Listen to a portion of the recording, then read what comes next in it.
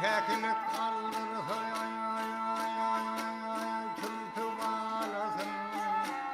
Hayray hayray idamıyım bulur mu?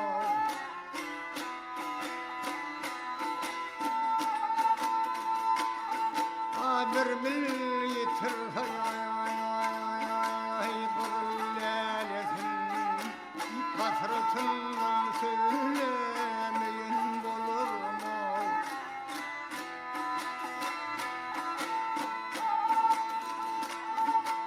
Kürresi elinden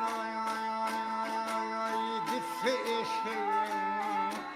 Telmürüp tört yana güller uşağın.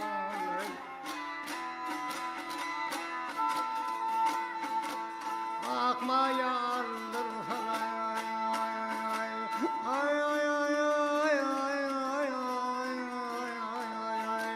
eldim köşeğin. Bağrım bulup bulamayın bulur mu?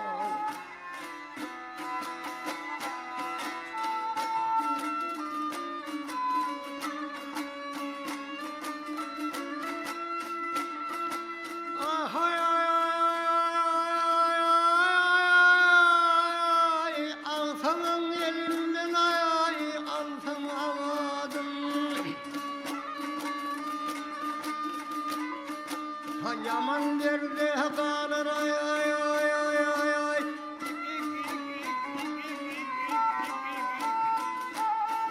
Allah hey kapman Allah'ım.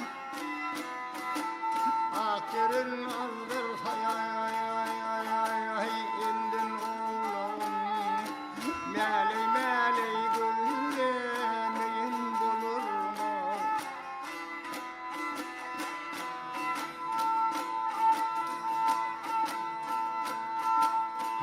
Tanrı ayrılalım